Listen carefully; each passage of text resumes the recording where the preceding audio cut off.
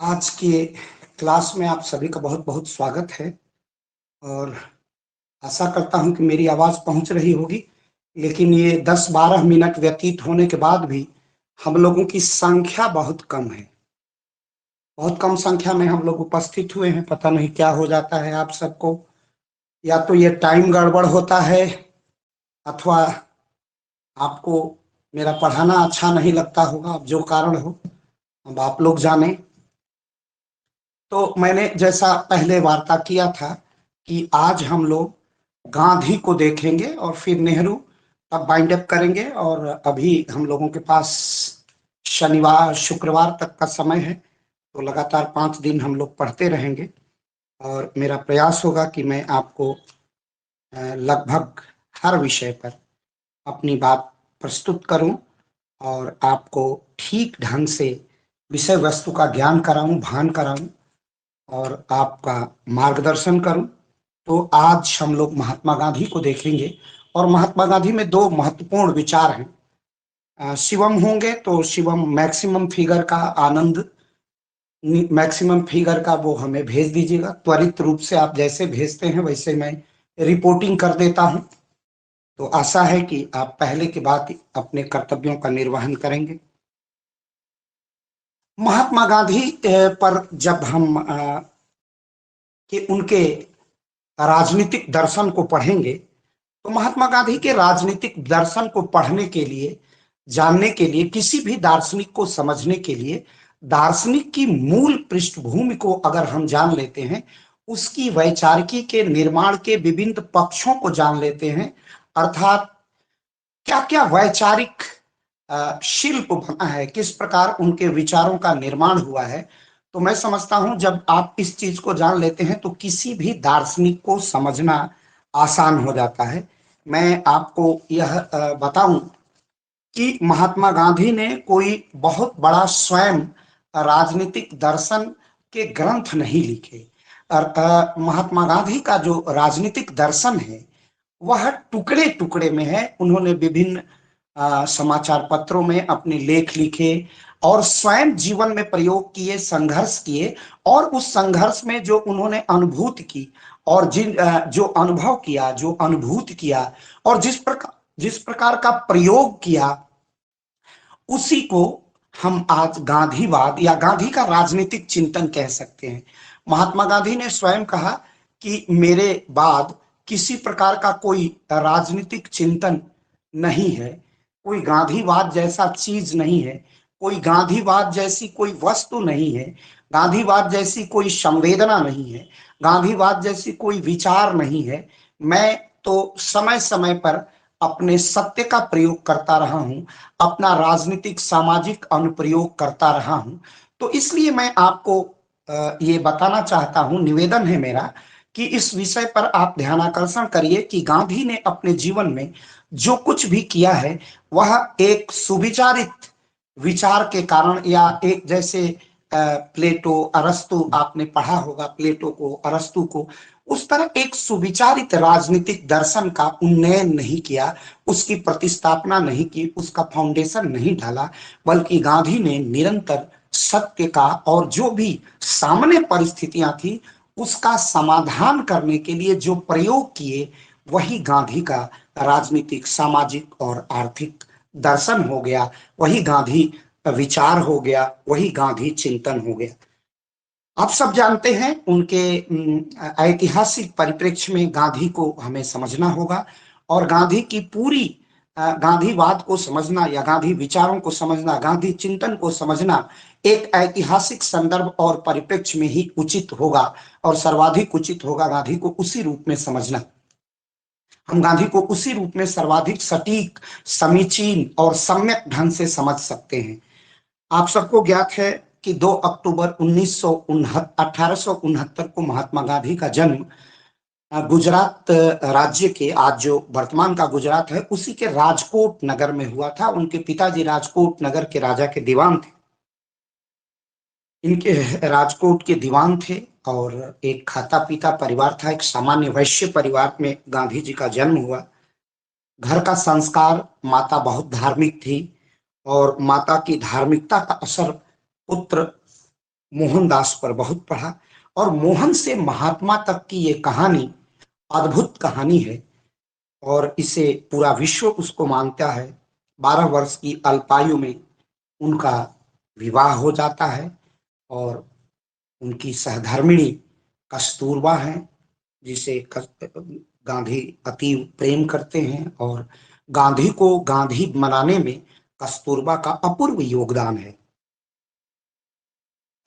1887 में महात्मा गांधी मैट्रिक की परीक्षा उत्तीर्ण करते हैं, और फिर वकालत करने के लिए वो 91 में बैरिस्टर की पढ़ाई करने के लिए वो फिर चले जाते हैं लंदन। फिर 1891 में वो भारत वो लौट करके आते हैं, और काठियावाड़ में वकालत प्रारंभ करते हैं। थोड़ा सा उनके जीवन के पक्ष पर ध्यान देने से मैं सिर्फ इसलिए ध्यानाकर्षण कर रहा हूं कि आप चरणवत गांधीवादी चिंतन को समझने का प्रयास करेंगे कि गांधी का वैचारिक क्षितिज, गांधी का विचार कैसे कैसे तैयार होता है, किस प्रकार गांधी महात्मा गांधी बनते हैं, किस प्रकार यह विश्व का अद्वितीय चिंतक विचारक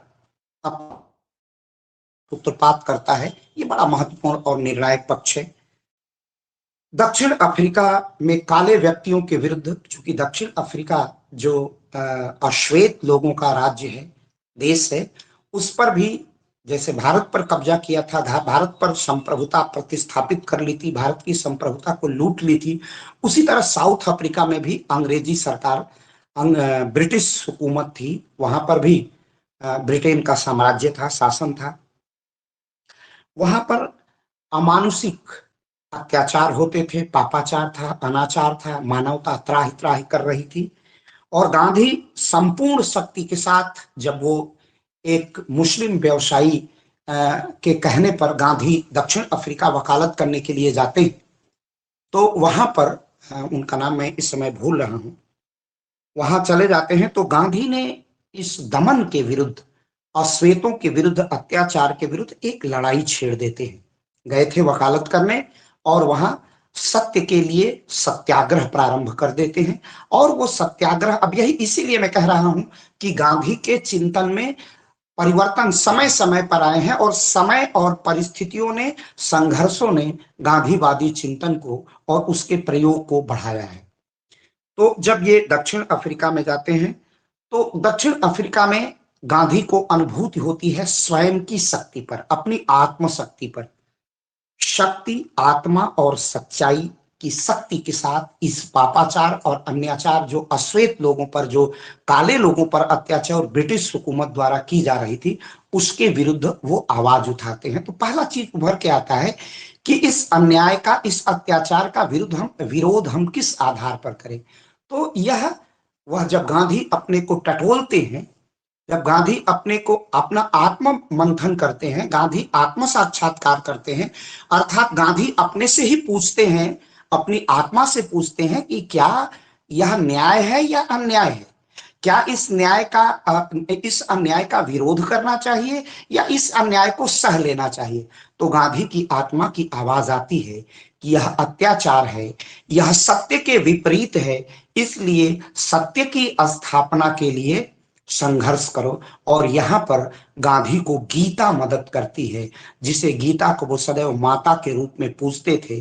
तो कहते थे, यदा यदा हि धर्मस्य ग्लानिर अभवत भारत अभ्युत्थानम अधर्मस्य तदात्मनम सृजाम्यहम। जब जब धर्म की हानि होती है, योगेश्वर कृष्ण ने गीता में यह उपदेश दिया, योगेश्वर कृष्ण ने भारतवासियों को गीता में यह वादा किया है कि जब जब धर्म की हानि होगी, तब मैं धर्म की स्थापना के लिए, धर्म का सृजन करने के लिए अवतरण होगा। सारी ये परिस्थितियां, गीता का यह कर्म योग, गीता का यह सांख्य योग, गीता का यह कर्म और सत्य पर आरूढ़ होने का उपदेश महात्मा गांधी को सत्य के लिए प्रेरित करता है। और तब यही इसी अन्याय और न्याय के मध्य अंतर संघर्ष होता है और सत्य स्थापित होता है। तो गांधी कहते हैं कि सत्य ही ईश्वर है, और इस सत्य की स्थापना करना, ईश्वर की स्थापना करना है, अन्याय का प्रतिरोध करना, ईश्वर का स्मरण करना है, ईश्वर के सन्मार्ग पर चलना है। और गांधी सत्य के लिए संघर्ष करने को तैयार हो जाते हैं। गीता के महाभारत के गीता का पहला श्लोक ही है, धर्म क्षेत्रे कर्म क्षेत्रे समवेत्तायुत्सव माम कायः पांडवश्च किम कुर्वत संजय। जब पांडव जब धृतराष्ट्र संजय से पूछते हैं कि धर्म क्षेत्र कुरुक्षेत्र में मेरे, और धर्म क्षेत्र है वह कुरुक्षेत्र है, कर्म का क्षेत्र है, मेरे और पांडु के पुत्र क्या कर रहे हैं, इसी कथोपकथन पर, इसी डायलॉग पर पूरी गीता का योगेश्वर कृष्ण ने सांख्य और योग का उपदेश दिया है। ये सारी बातें महात्मा गांधी को अन्याय के प्रति संघर्ष करने और सत्य को स्थापित करने के लिए गांधी को प्रेरित करने लगी। तो इसमें किस चीज का योगदान है? गांधी ने ये सारी अनुभूति अनुभव कैसे किया? स्वयं अपनी आत्मा से पूछा कि ये क्या अंग्रेजों द्वारा जो निग्रो लोगों पर, जो काले लोगों पर अत्याचार किया जा रहा है, क्या यह उचित है? गांधी की आत्मा प्रत्युत्तर देती है।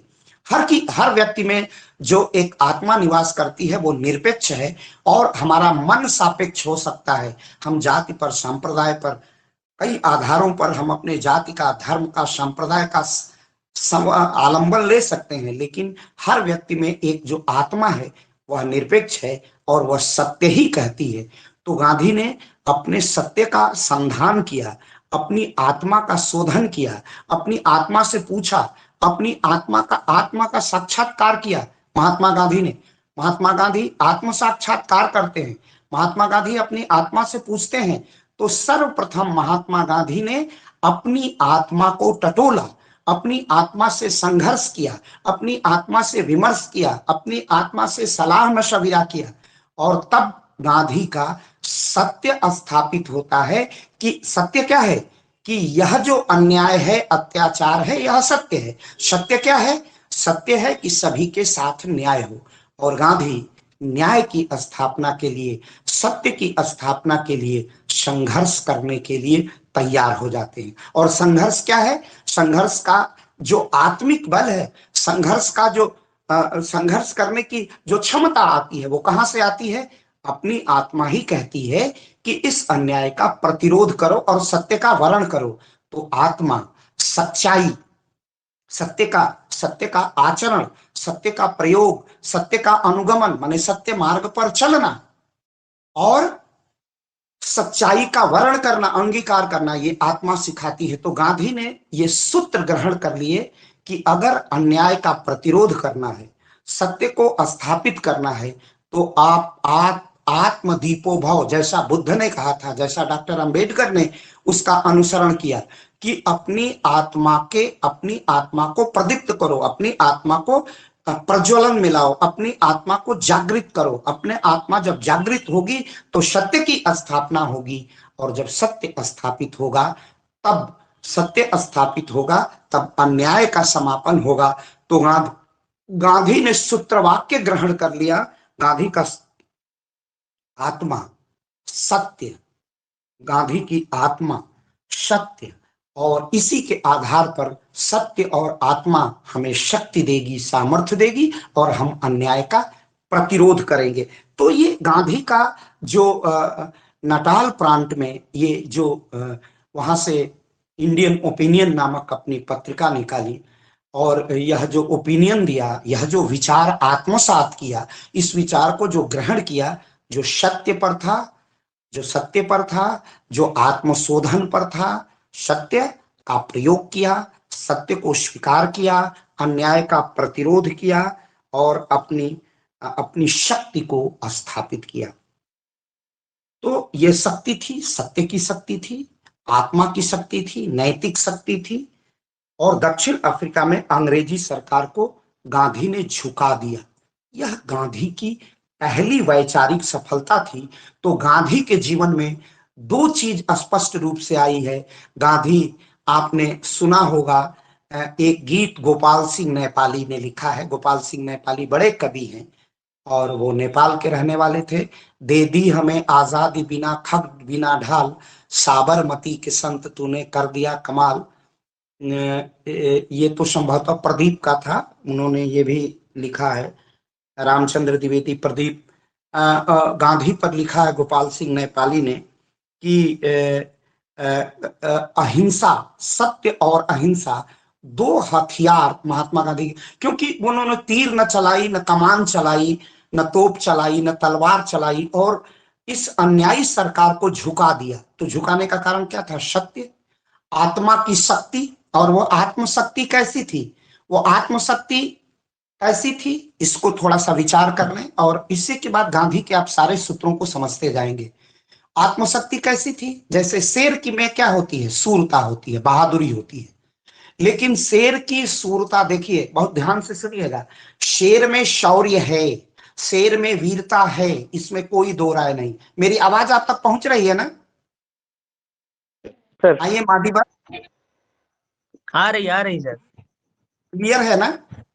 हाँ जी सर, आ रही। हाँ, okay okay okay okay okay. तो मैं कह रहा था कि शेर,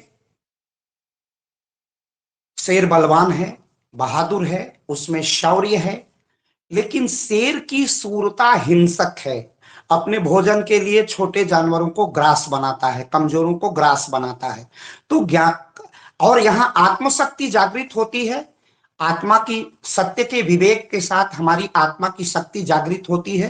तो महात्मा गांधी की क्या वीरता शेर की सूरता है? ये प्रश्न है। और दूसरा, क्या महात्मा गांधी की अहिंसा, सत्य का वर्ण करना और हिंसा न करना, क्या कायरता है? ये बड़ा महत्वपूर्ण प्रश्न है। महात्मा गांधी में क्या यह जो आत्मा का साहस है, जो आत्मा का सौंदर्य है, जो आत्मा की शक्ति है, जो सत्य पर चलने का सामर्थ्य है, क्या वह शेर की सूरता है, शेर का शौर्य है, या कायरता है? क्योंकि गांधी हिंसा का समर्थन नहीं करते। तो आपने देखा होगा कि जैसे मैं हूं, हमेशा क्रोध में नहीं रह सकता, आप भी हमेशा क्रोध में नहीं रह सकते हैं। क्रोध एक क्षणिक कालखंड की समस्या है, ये शरीर की समस्या है, मन की समस्या है। अभी प्राणायाम कर लीजिए, आप संयमित रहेंगे। मन की समस्या है, विचार के प्रदूषण की समस्या है। तो क्रोध एक अस्थाई भाव नहीं है। इसी तरह हिंसा भी अस्थाई भाव नहीं है। हम सदैव हिंसा करने के लिए आतुर नहीं होते हैं। शेर, अब कोई भी अस्थाई भाव नहीं। इसका एक श्रेष्ठ उदाहरण है कि शेर अन्य लोगों के प्रति हिंसा करता है, लेकिन शेर स्वयं अपने शावक, अपने बच्चे को जबड़े में दबाता है, लेकिन खाता नहीं है। शेर अपने बच्चे को उठा नहीं सकता है। तो शेरनी अपने बच्चे को एक स्थान से दूसरे स्थान तक, जब तक शेर का बच्चा चलता नहीं है, तो शेरनी या शेर अपने शावक को, शेर के बच्चे को शावक कहा जाता है, वह अपने बच्चे को जबड़े में दबा के एक स्थान से दूसरे स्थान तक ले जाता। अगर शेर अस्थाई रूप से हिंसक होता तो अपने पुत्र के प्रति भी, अपने बच्चे के प्रति भी हिंसा करता। लेकिन शेर हिंसा अस्थाई रूप से नहीं करता है। इसका अर्थ है कि हिंसा भी अस्थाई वृत्ति नहीं है। जैसे क्रोध अस्थाई नहीं है, वैसे भी हिंसा भी अस्थाई वृत्ति नहीं है। तो अब गांधी की जो अहिंसा है, तब इसीलिए कहते हैं कि जो अस्थाई नहीं है, जो सत्य नहीं है, उसको हम क्यों स्वीकार करें? तो जैसे मैं कह रहा था कि गांधी की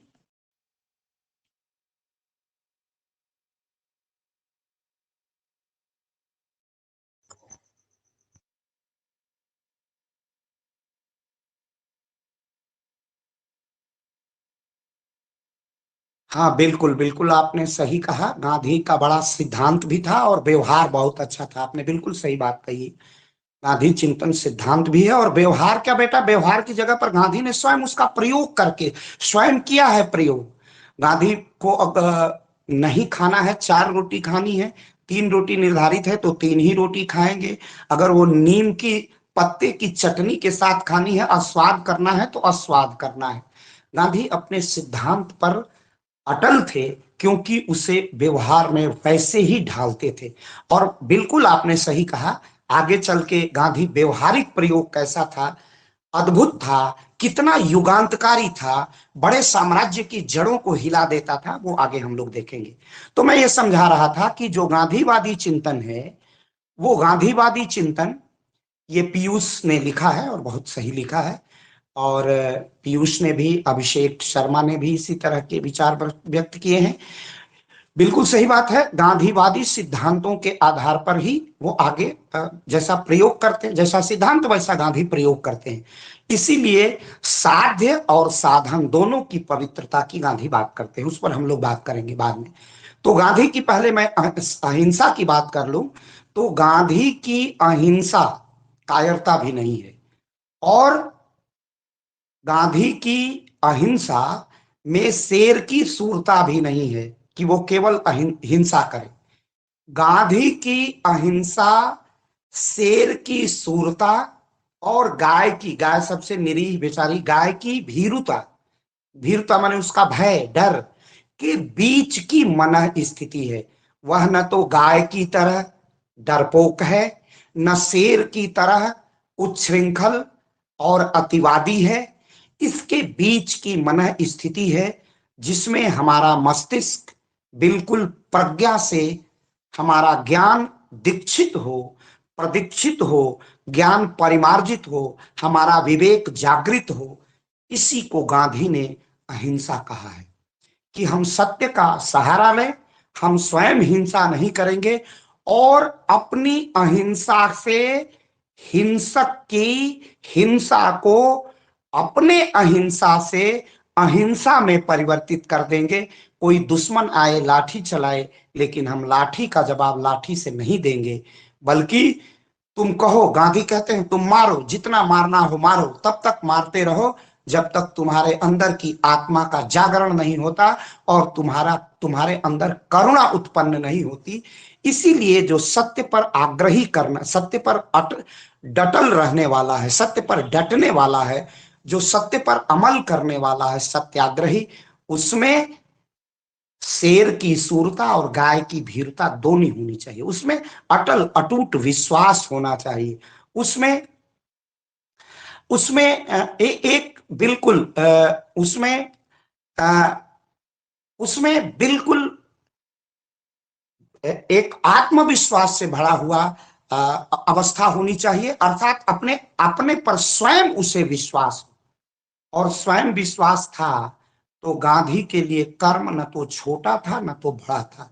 वो कर्म में आकंठ डूबे हुए थे, जैसा अभी एक बच्चे ने कहा है, वो सब उस पर हम लोग बाद में देखेंगे। बच्चे ने कुछ लिखा है कि संपूर्ण सिद्धांत है वह स्वयं साबरमती के आश्रम में, बिल्कुल ये इस पर हम लोग देखेंगे, हम लोग आते हैं उस पर हम लोग वार्ता करेंगे। पहले हम लोग मूल विषय पर चर्चा करें। तो गांधी का 3 आधार तैयार हुआ। एक सत्य, सत्य के लिए संघर्ष, और संघर्ष के लिए अहिंसा का साधन। तो सत्य, सत्य के लिए संघर्ष और अहिंसा गांधी के जीवन का आधार हो गया, और इसका प्रयोग गांधी ने सफलतापूर्वक दक्षिण अफ्रीका में किया, और यहीं से गांधी के राजनीतिक सामाजिक प्रयोग आरंभ होते हैं। वहां ब्रिटेन में, दक्षिण अफ्रीका में जिस प्रकार का अन्याय था, उस अन्याय का प्रतिरोध किया, सत्य की स्थापना के लिए अन्याय के विरुद्ध संघर्ष किया, हिंसा का सहारा न लेकर के अहिंसा को अपना साधन बनाया, और साध्य क्या था? सत्य की स्थापना। तो यहां से गांधीवादी चिंतन का यह मूल तत्व निकल के आता है, सत्य, अहिंसा और सत्याग्रह। हम आग्रह करते रहेंगे सत्य पर आपको आरूढ़ होने के लिए, सत्य का वर्ण करने के लिए, सत्य का आचरण करने के लिए। आप पर हम अपना निरंतर हृदय परिवर्तन के लिए सत्याग्रह करते रहेंगे। कब तक आप मानेंगे नहीं। जैसा अटल बिहारी वाजपेयी की कविताओं में था, वो गांधीवाद की ही अभिव्यक्ति है। हार नहीं मानूंगा, रार नहीं ठानूंगा, काल के कपाल पर लिखता मिटाता हूं, गीत नया गाता हूं। ये गांधीवादी आदर्श ही हैं जो अटल जी से ऐसी कविताएं, यहाँ पर अटल जी में वो गांधीवाद स्पष्टतः परिलक्षित होता है। हार नहीं मानूंगा, हारूंगा नहीं। रार नहीं ठानूंगा, माने हिंसा भी नहीं करूंगा। रार माने युद्ध नहीं करूंगा। हार नहीं मानूंगा, रार नहीं ठानूंगा, काल के कपाल पर माने समय की शिला पर लिखता ही रहूंगा। समय के पत्थर पर मैं अपनी अमिट कहानी लिखूंगा, अर्थात सत्याग्रह करूंगा और आपको बदलने पर मजबूर कर दूंगा। तो गांधी ने सत्याग्रह का पहला सफलता पूर्वक प्रयोग दक्षिण अफ्रीका में किया। बाद में यही आंदोलन भारतीय स्वतंत्रता संग्राम का प्रतीक बन गया। 1914 में गांधी जी एक सफल आंदोलनकारी के रूप में दुनिया में अपना स्थान, विश्व में अपना स्थान बना चुके थे, क्योंकि नटाल प्रांत में और दक्षिण अफ्रीका में गांधी के, जो नटाल वहां का प्रांत था, जुलू और नटाल, वहां पर गांधी की बातों को गंभीरता पूर्वक सुनने लगा और इसकी चर्चा उस जमाने के विश्व मीडिया में भी होने लगी। और गांधी का नॉन वायलेंस दुनिया का सबसे बड़ा लोकतांत्रिक अस्त्र बन गया, क्योंकि लोकतंत्र में हिंसा के लिए कोई स्थान नहीं है। लोकतंत्र में गोली नहीं चलती है, बोली चलती है, और गांधी ने बोली चलाई। गांधी ने कहा, आप सत्य पर झुकिए, हम आपको झुकने के लिए मजबूर करेंगे। अब लोकतंत्र था, अब गोली का जमाना नहीं था, अब बोली की जमाना आ गया था। वाणी की स्वतंत्रता की मांग उठाई, और जो सत्य था, और वाणी की स्वतंत्रता कैसी कि हम सत्य को, चाहे वो कितना कटु कठोर हो, हम कहने से नहीं हिचकेंगे। आप सत्य, मेरा सत्य आपको गोली चलाने पर मजबूर करता है, तो आप हमारे सीने पर चाहे जितनी गोलियां चला दें, हम सत्य के आगे सत्य को ही मानेंगे, सत्य को ही स्वीकार करेंगे, अहिंसा के ही वर्ण करेंगे, हिंसा का समर्थन नहीं करेंगे, अन्याय का समर्थन नहीं करेंगे, और सत्य पर आपको झुकने के लिए विवश कर देंगे। तो गांधी यहीं पर एक राजनीतिज्ञ के रूप में विश्व में स्थापित होते हैं, और तत्काल गांधी को ये बातें सारी समझ में आ गई। और 1914 में गांधी की जब ख्याति हो गई, तो 1915 में गांधी का भारत की राजनीति में, भारत की धरती पर पदार्पण होता है, और विधिवत 1915 में गांधी भारत के स्वतंत्रता के मुक्ति संग्राम में प्रवेश करते हैं। और यह कहने की कोई बात नहीं है कि 1915 से लेके 1948 तक गांधी की जब तक मृत्यु नहीं होती है, तब तक यह पूरा इतिहास का कालखंड गांधी का कालखंड या गांधी का समय कहलाता है। तो गांधी ने सर्वप्रथम भारत में, खासकर के 1915 में, चंपारण का सत्याग्रह आरंभ किया, जहां नील के खेती करने के लिए 3 कट्ठे की भूमि में किसानों को विवश कर दिया जाता था। इसके विरुद्ध गांधी ने भारत में पहला सत्याग्रह किया। गांधी अंग्रेजों की शराफत और उदारता से भी प्रभावित थे, इसमें भी दो राय नहीं था। उनके ईसाई धर्म के ओल्ड टेस्टामेंट में गांधी की गहरी आस्था थी। गांधी तो जहां से अच्छे विचार मिलते थे, उन विचारों का अनुसमर्थन और उनका प्रयोग भी करते थे। गांधी मानते थे कि ईसाई चाहे जो हों, वो उदार हैं और एक न एक दिन हमारी बात मानेंगे, हमारी बात सुनेंगे। लेकिन गांधी भी एक गजब का जिद्दी आदमी था। जब तक अंग्रेजों ने भारत नहीं छोड़ा, वह आंदोलन चलाता रहा। अंतिम आंदोलन चलाया था क्विट इंडिया मूवमेंट, अंग्रेजों भारत छोड़ो। ऐसा एक सत्याग्रही, एक अथक सत्याग्रही, कभी थकने न वाला, अगाध भारत से प्रेम करने वाला वो सत्याग्रही भले कहता रहा कि अंग्रेज उदारवादी है, मेरी बात नहीं मानेंगे, लेकिन चाहे वो रॉलेट एक्ट का विरोध हो, चाहे क्विट इंडिया मूवमेंट हो, अंग्रेजों भारत छोड़ो, नमक तोड़ो का आंदोलन हो, दांडी मार्च हो, सविनय अवज्ञा आंदोलन हो, असहयोग आंदोलन हो, गांधी ने हर अंग्रेजी शासन के अत्याचार का डटकर विरोध किया। ओल्ड टेस्टामेंट में विश्वास करते हुए, उनकी उदारता, उनकी विनम्रता को स्वीकार करते हुए भी गांधी ने बिना लाग लपेट के स्पष्टता सत्य की स्थापना के लिए सदैव अंग्रेजी हुकूमत और अंग्रेजी सरकार का विरोध करते रहे, यातनाएं झेलते रहे, जेलों की यात्रा करते रहे। लेकिन गांधी ने झुकना नहीं सीखा था, क्योंकि गांधी सत्य पर आधारित था, अहिंसा उसका व्रत था, सत्याग्रह उसका साधन था। और साधन और साध्य की पवित्रता में गांधी विश्वास करने वाला था।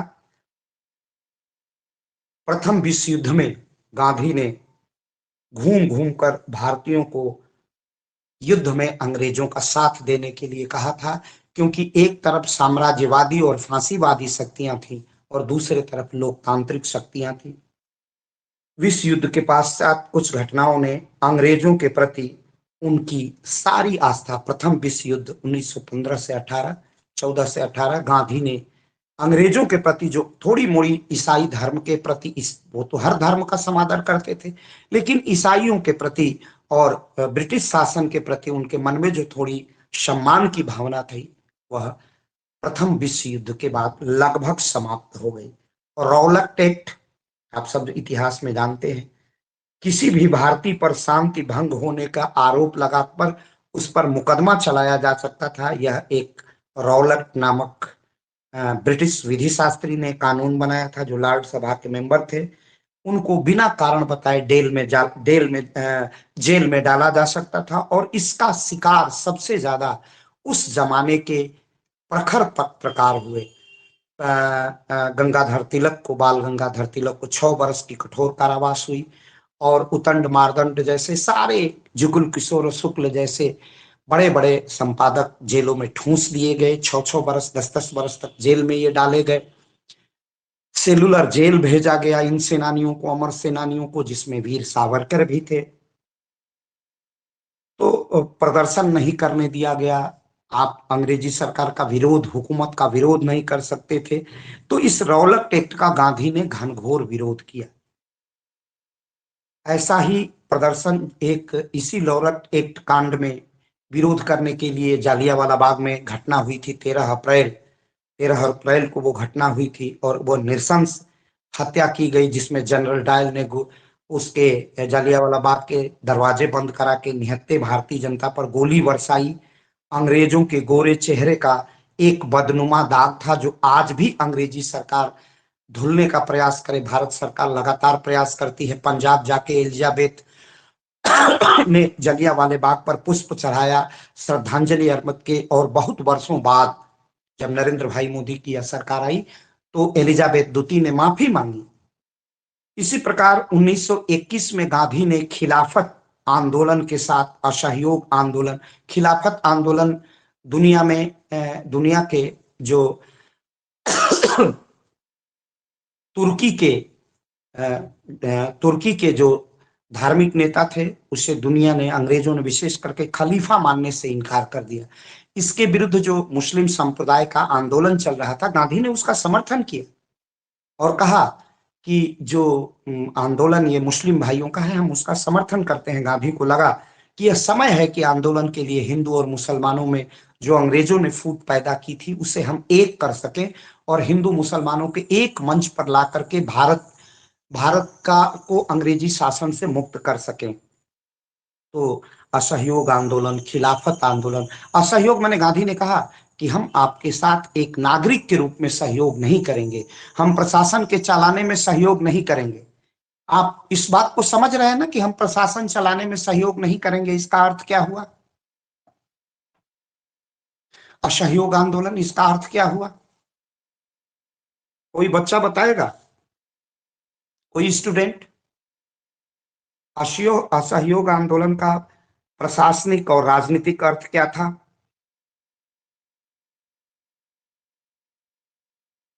इसका समुचित उत्तर तो पॉलिटिकल साइंस का विद्यार्थी ही दे पाएगा। दूसरा, इतिहास पढ़ने वाले व्यक्ति इसका उत्तर नहीं दे पाएंगे। सर, जो असहयोग आंदोलन था उसका मतलब ये था कि कोई भी एडमिनिस्ट्रेशन में कोई भी इंडियन जो है वो रिस्पॉन्सिबल नहीं रहेगा, कोई भी काम नहीं करा। जैसे सर, लोग स्कूल जाते थे, उन्होंने स्कूल जाना बंद कर दिया। स्टूडेंट्स लोग थे जो बाकी जो लॉ एक्टिविटी में पार्ट लेते थे। हाँ, ये बहिष्कार था। तो मैं यही पूछ रहा हूं कि यह बहिष्कार क्यों था, कैसे था? इसका एक राजनीतिक निहितार्थ था। वो ये तो ठीक है कि इसको हमने असहयोग किया, हमने अपनी पढ़ाई छोड़ दी, तो घाटा तो हमारा होगा। इसका अर्थ क्या था? असहयोग का वास्तविक तात्पर्य क्या था? ये इतिहास वाला विद्यार्थी, आप जैसा बोल रहे हैं वो इतिहास वाला विद्यार्थी ही बोलेगा। सर इसका वैसा मतलब था कि इतिहास हम आपके छात्र, साथ नहीं हैं। अरे यार नहीं आपका है तो साथ यही तो कुछ, ये तो कोई भी आदमी उत्तर दे देगा, क्यों नहीं है? किसी भी प्रकार से कोऑपरेशन न करना, मोहित राजपूत, ये इसका राजनीतिक निहितार्थ क्या था? एक पॉलिटिकल साइंस का विद्यार्थी इतना सतही, इतना साधारण उत्तर देगा? आपने फर्स्ट ईयर सर पढ़ा, आपने सेकेंड ईयर पढ़ा, तो इतना सर सतही उत्तर तो आपका नहीं होना सर चाहिए। इसमें कहा गया sir, we will not be the part of the government. हम गवर्नमेंट का किसी भी तरह से, सोशली हो गया, पॉलिटिकल, किसी भी तरह से हम उसका पार्ट नहीं रहना चाहते हैं। आप वहां ठीक ढंग से पहुंच नहीं पा रहे हैं। आप थोड़ा सा फर्स्ट ईयर पर ध्यान कीजिए, आप ग्रीन पर। सर सर उनकी आर्थिक स्थिति को आप ये कोई उत्तर करीब नहीं पहुंच रहा है, एकदम बेवकूफ, सर सर सर सर एक बेवकूफी से भरा उत्तर सब आ रहा है। जो लिख के आ रहा है वो तो बहुत ही शर्म वाली बात है। सर एक सर असहयोग आंदोलन हाँ। का वास्तविक अर्थ। कोई भी यार थोड़ा सा राजनीति विज्ञान फर्स्ट ईयर पढ़े हो, सेकेंड ईयर पढ़े हो, उसी की दायरे में उत्तर दो। ये तो जितने आप लोग उत्तर दे रहे हैं वो इतिहास के विद्यार्थी, समाज शास्त्र के विद्यार्थी, साहित्य के विद्यार्थी ये सब बताएंगे, लेकिन राजनीति विज्ञान का विद्यार्थी इस तरह का उत्तर देगा? हमें गर्व होना चाहिए कि हम पॉलिटिकल साइंस पढ़ते हैं। हम पॉलिटिकल साइंस पढ़ते हैं तो हम क्या हैं? सबसे पहले क्या हैं? स्टेट के नागरिक हैं। और जब राज्य के हम नागरिक हैं, चाहे किसी भी प्रकार की सरकार हो, उसकी विधियों को हम आत्मा से स्वीकार करते हैं। भारत का संविधान बना तो क्या लिखा? हम इसे आत्मार्पित करते हैं, अपनी आत्मा से गले लगाते हैं। हम अपना संसद सदस्य जब चुनते हैं, ग्रीन को याद करिए, आप याद करिए बेंथम को, आप याद करिए मिल को, आप याद करिए हाब्स को, लॉक को, रूसो को। ग्रीन ने कहा मानव चेतना स्वतंत्रता चाहती है, स्वतंत्रता में अधिकार निहित है और अधिकारों के लिए राज्य आवश्यक है। आप याद करिए स्टेट की थ्योरी को, आपने स्टेट की थ्योरी पढ़ी है। जब हम नागरिक होते हैं तो नागरिक के नाते बेंथम ने कहा था कि हम गणराज्यों का जाल बिछा करके, उपयोगितावादी बेंथम ने, हम गणराज्यों का जाल बिछा करके पूरी दुनिया को ठीक कर देंगे। तो नागरिक कर्तव्य के रूप में, अवज्ञा का अर्थ एक नागरिक के रूप में, एक सिटीजन के रूप में जो मेरे ड्यूटीज हैं, मुझे जो मेरा कर्तव्य है, उन कर्तव्यों का निर्वहन मैं नहीं करूंगा। असहयोग का अर्थ ये होता है। ये उसका पॉलिटिकल एनालिसिस था, ये उसका पॉलिटिकल आइडियोलॉजी थी, यह इसका राजनीतिक निहितार्थ था। हम असहयोग करेंगे, आप मेरे शासक हैं, मैं आपका शासित हूं, लेकिन शासक की मनसा शासित के लोक मंगल और लोक कल्याण के, पब्लिक वेलफेयर की नहीं है।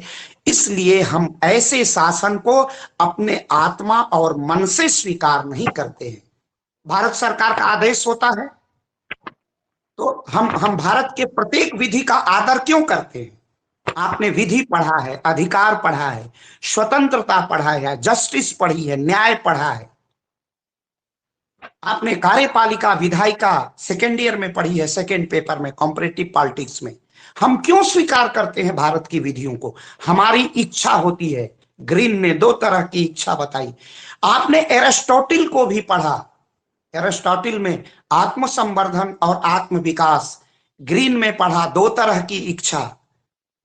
कौन कौन सी इच्छा? रियल विल और general will. Real will, actual will आपने सब पढ़ी है, फिर जनरल विल पढ़ी है। हम अपने जनरल विल से, हम अपने विवेक से, हम अपनी आत्मा से, क्योंकि हमारे शरीर पर हमारा मस्तिष्क संप्रभु है। ऑस्टिन को याद करिए, ऑस्टिन ने कहा है हमारे शरीर पर हमारा, बारकर को याद करिए, आप इन सब ने कहा है कि जो हमारा नागरिक भाव बोध है, जो हमारा सिटीजन कॉन्शियस है, वो कोऑपरेशन का है, पॉलिटिकल कोऑपरेशन का है, एक नागरिक के रूप में अपने कर्तव्यों के निर्वहन करने का है। तभी तो आपको फंडामेंटल राइट्स दिए जाते हैं। फंडामेंटल राइट्स क्या है? मौलिक अधिकार वे अधिकार हैं जो राज्य अपने नागरिकों को अपने संविधान में अपने ही विरुद्ध प्रदान करता है। आपके ह्यूमन राइट्स, ये सारे राइट्स, अधिकार, स्वतंत्रता, न्याय, ये सारा आप याद करिए। फ्रेंच रिवॉल्यूशन को आप याद करिए, अमेरिकन रेवोल्यूशन को, अमेरिकन कॉन्स्टिट्यूशन को। तो जो अवज्ञा का अर्थ है कि जो हम नागरिक के रूप में मेरे कर्तव्य हैं, उन कर्तव्यों का हम निर्वहन नहीं करेंगे, उन अत्याचारी विधियों का हम समर्थन नहीं करेंगे। आपने याद होगा, आपको जब फर्स्ट ईयर में मैंने कॉन्स्टिट्यूशन ऑफ अमेरिका पढ़ाना शुरू किया था, तो अमेरिका के नागरिकों ने, अमेरिका पर भी ब्रिटेन का अधिकार था, तो ब्रिटेन के नागरिकों, ब्रिटेन के राजा के विरुद्ध आंदोलन कर दिया अमेरिका के नागरिकों ने। और क्या कहा? नो रिप्रेजेंटेटिव, नो टैक्सेशन, हमारा प्रतिनिधित्व नहीं है तो हम आपको कर नहीं देंगे।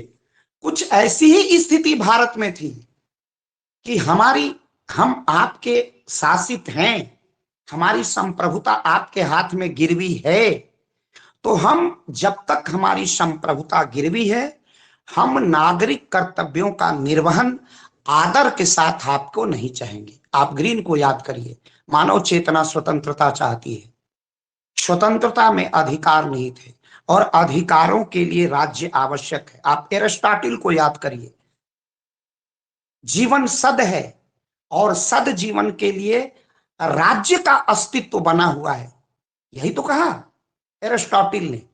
गुडनेस के लिए स्टेट है, तो जो स्टेट का कॉन्सेप्ट है, और स्टेट के हम क्या हैं? नागरिक हैं।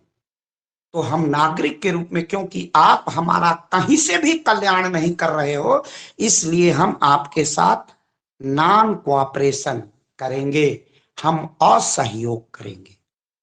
ये इसका पॉलिटिकल व्यू था, ये इसका पॉलिटिकल कंस्ट्रक्टिव था, ये इसका पॉलिटिकल पॉइंट ऑफ व्यू था। वह केवल बाइकाट नहीं था। बाइकाट क्यों कर रहे हैं? उसमें तो हमारा ही नुकसान होता। वस्त्रों की होली जलाई भारतवासियों ने, बंग भंग हुआ, विद्यालय छोड़े, वकालत छोड़े, अध्यापकी छोड़ी, छात्रों ने विद्यालय छोड़े। क्यों?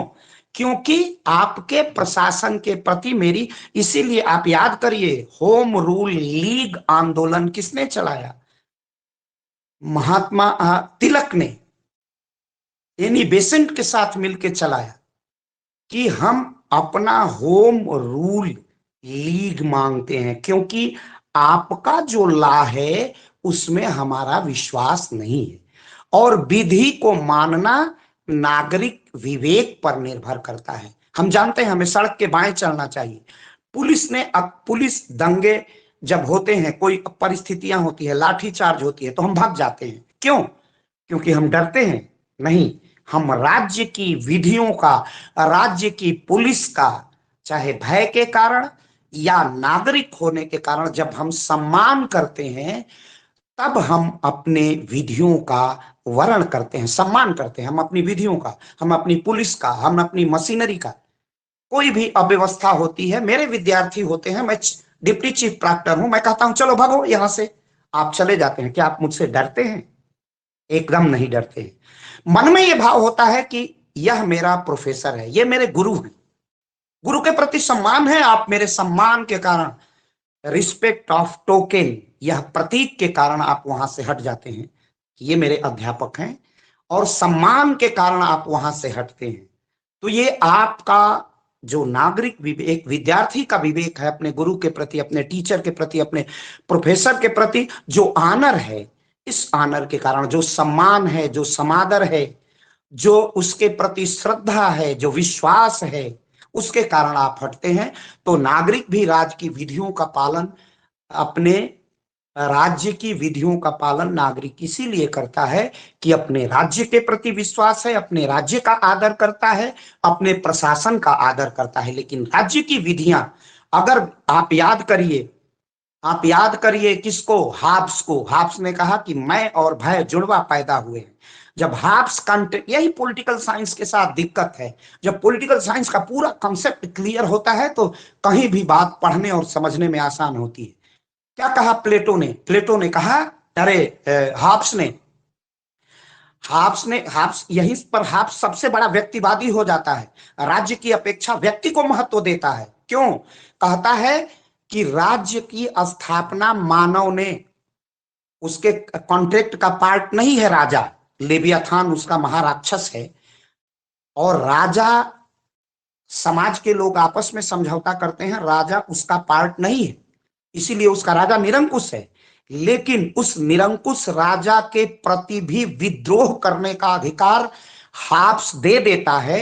क्यों दे देता है?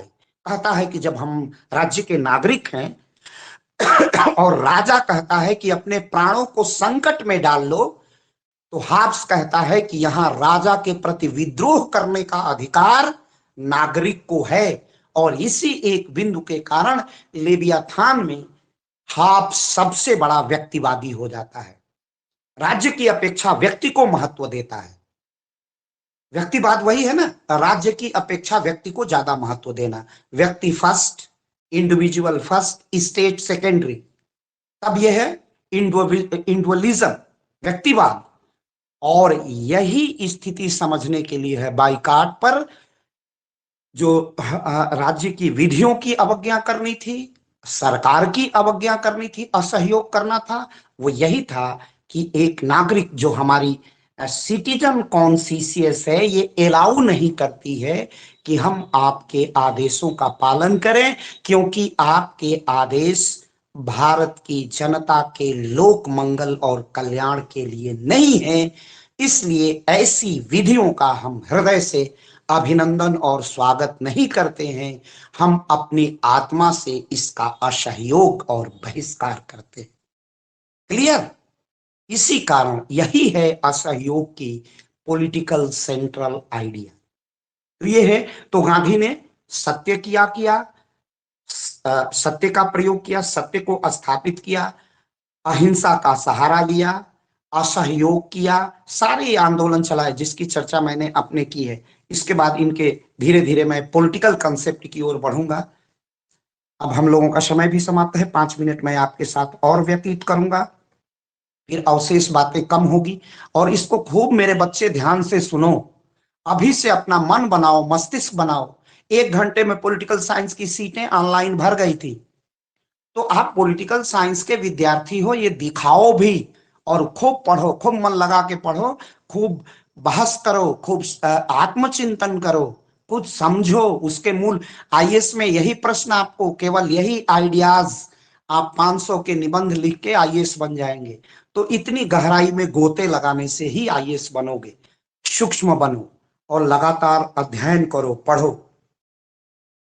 तो गांधी ने इन सब का विरोध किया। गांधी ने रॉलेट एक्ट का विरोध किया, मैंने पहले ही बताया था। अंग्रेज सिपाहियों ने ऐसे नृशंस हत्या की थी, तो गांधी ने खिलाफत आंदोलन, असहयोग आंदोलन, बल्कि प्रारंभ, गांधी कई बार आंदोलन वापस ले लेते हैं, ये भी एक निंदा का विषय बनता है, इस पर भी हम लोग चर्चा करेंगे।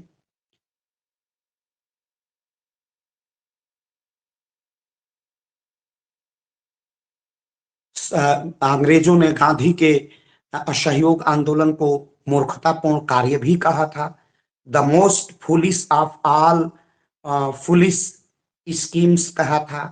तो ये बहुत गांधी पर ऐसे आक्षेप लगे, लेकिन गांधी को तो था कि हम सत्य के सहारे आपको झुकाएंगे, अहिंसा हमारा व्रत होगा, संकल्प होगा, सत्याग्रह हमारा साधन होगा, और आपको हम झुकने पर विवश कर देंगे। और इतने बड़े साम्राज्य जिसकी जड़ें नहीं हिलती थी, मैं तो उस भावधारा का हूं जहां क्रांतिकारी आंदोलन का सहयोग किया जाता है, विश्वास किया जाता है, लेकिन फिर भी मैं गांधी के उन विचारों से 100% सहमति व्यक्त करता हूं कि इतनी बड़े साम्राज्य को हिला दिया। जब एक गांव में अंग्रेज सिपाही का आ जाता था ना, हाफ पैंट पहले और लाल टोपी लगाए, पूरा गांव खाली हो जाता था। इतना भयभीत, क्योंकि भूखा था भारत, नंगा था भारत, भयभीत था। ये इसमें रामकृष्ण और शिव की वीरता थी, लेकिन उसके बाद भी दारुण गरीबी, सामाजिक संरचना ने एक बहुत बहुत बड़े भाग को हीनता और दया में बदल दिया था। दयनीय अवस्था थी। वो गांव के गांव लोग साहस इकट्ठा नहीं कर सकते थे। गांधी ने अहिंसा नामक वो अस्त्र दिया जिसमें ऐसे भीरू लोग, ऐसे जिनसे हम कह सकते हैं डरपोक लोग भी साहस करके गांधी के आंदोलन में साथ हो लिए और लड़ने के लिए उतारू हो गए अहिंसक लड़ाई को। यह गांधी की सबसे बड़ी विजय थी विश्व की। तभी तो कभी अल्बर्ट आइंस्टीन ने कहा होगा कि शायद आने वाली शताब्दियां ये विश्वास नहीं करेंगे कि इस पृथ्वी पर कोई हाड़ मांस का पुतला गांधी जैसा भी था। ये वही कारण थे। विश्व मानवता को आकृति और आकार दिया महात्मा गांधी ने। विश्व शांति का नूतन संदेश दिया, मानवता को नूतन संदेश दिया, सत्याग्रह का नया प्रयोग किया गांधी ने और साम्राज्य की जड़ें हिला दी थी अपने विचारों से, अपने कार्यों से, अपने प्रयोग से, अपने सिद्धांतों से। और गांधी ने जो कहा वो किया। फिर 1931 में गांधी जी ने सविनय विनय के साथ अवज्ञा कि अब हम आपकी आज्ञा एक नागरिक के रूप में नहीं मानेंगे, बल्कि विनम्रता पूर्वक हम उसकी अवज्ञा करेंगे, सिविल नाफरमानी करेंगे, कोई एक्सेप्टेशन नहीं करेंगे, कोई आपको एडाप्ट नहीं करेंगे, बल्कि आपका हम बाइकाट करेंगे, आपको हम डिनाई करेंगे। जनता उनके प्रति असीम श्रद्धा और अटूट विश्वास रखती थी गांधी के प्रति। और गांधी जो भी आंदोलन करते थे पूरे भारत में उसकी सफलता सुनिश्चित हो जाती थी पहले ही। लेकिन गांधी ध्यान देते थे कि चाहे कुछ भी हो जाए हम हिंसा का समर्थन नहीं करेंगे। जनता इतनी उद्वेलित हो गई हटाने के लिए असहयोग आंदोलन में, उसने चौरी चौरा में थाना फूंक दिया गया। गांधी ने आंदोलन वापस ले लिया। 12 लोग अग्नि के हवाले कर दिए गए, थाना फूंका गया था। तो सैकड़ों नर नारी जेल में यातनाएं सहे। 42 में व्यक्तिगत सत्याग्रह गांधी ने चलाया। विनोबा पहले सत्याग्रही बने, संत विनोबा भावे हमारे कोर्स में भी है, पढ़ना भी है। तो इस तरह गांधी लगातार आंदोलन करते रहे, दमन का विरोध करते रहे, अत्याचार अनाचार का विरोध करते रहे। लेकिन कोई व्यक्ति आलोचना से अछूता नहीं रहता है, तो गांधी भी कुछ आलोचना हुई है। लेकिन हमें गांधी के राजनीतिक चिंतन को पढ़ना है, अपेक्षित आलोचना भी करनी है, फिर सकारात्मक संदेश भी देना है। हमें एक विद्यार्थी के रूप में आगे भविष्य में भारत के गांधी एक दार्शनिक के रूप में भी आपको जीएस में भी पढ़ाया जाएगा, अंबेडकर पढ़ाया जाएगा, टैगोर पढ़ाया जाएगा। एक ही सौंदर्यवादी है, एक यथार्थवादी है, एक आदर्शवादी है। गांधी नेहरू को भी पढ़ाया जाएगा, यथार्थवादी हैं। अंबेडकर यथार्थवादी हैं, टैगोर सौंदर्यवादी हैं, महात्मा गांधी आदर्शवादी हैं जिनमें विचारों की प्रधानता है। फिर गोलमेज कॉन्फ्रेंस असफल होती है 1934 में। वर्धा आश्रम में गांधी कंस्ट्रक्टिव वर्क करने लगते हैं, समाज सुधार करने लगते हैं, जैसा एक बच्चे ने भी लिखा था। साबरमती आश्रम, वर्धा आश्रम में सब रचनात्मक कार्य ही होते थे। तो 1939 में फिर इसी में दूसरा युद्ध छिड़ जाता है। युद्ध आरंभ होने पर भारतवादियों की इच्छा अंग्रेजों को भगाने की है, लेकिन फिर भी यहाँ गांधी फिर अंग्रेजों का सहयोग करते हैं। युद्ध में भारत को शामिल अंग्रेजों ने कर लिया क्योंकि हम गुलाम थे। 8 अगस्त 1945 को गांधी जी ने अंग्रेजों भारत छोड़ो का आंदोलन चलाया। वे गिरफ्तार किए गए, युद्ध की समाप्ति पर रिहा किया गया। अब स्वतंत्रता का मार्ग प्रशस्त होने लगा। 45 के बाद 2 बरस बाद ही 47 में देश को आजादी मिली, देश का विभाजन हुआ। इसी पर एक किताब लिखी डॉक्टर लोहिया ने, इंडिया डिवाइडेड। राजेंद्र बाबू ने लिखी इंडिया मीन्स फ्रीडम, माने पाकिस्तान भारत विभाजन पर बड़ी किताबें लिखी गई। लेकिन एक किताब और मशहूर है, वह है भारत विभाजन के अपराधी, डॉक्टर राम मनोहर लोहिया। उस पर हम लोग बाद में चर्चा करेंगे। इस प्रकार देश को आजादी मिलती है और गांधी ने अपना जो जीवन का प्रयोग किया था, वह जितने राजनीतिक प्रयोग किए सारे सफल रहे। और यही सफलता गांधी को गांधी बना देती है। और यही विचार, यही सिद्धांत, यही प्रयोग गांधी जीवन के प्रयोग हैं। वही गांधी का राजनीतिक पक्ष है, वही गांधी का राजनीतिक चिंतन है।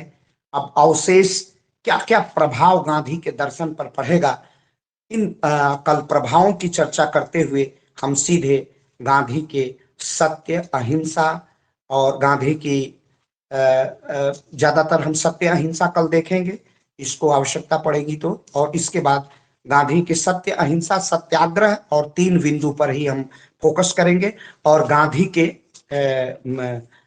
अराजकतावादी थे, इस पर विचार थोड़ा सा लेक्चर दे देंगे। और गांधी जी का आर्थिक विचार, ट्रस्टीशिप का सिद्धांत, इस तरह हम लोग गांधी के चिंतन को पूरा कर लेंगे। आशा है कि आप सबको आज की क्लास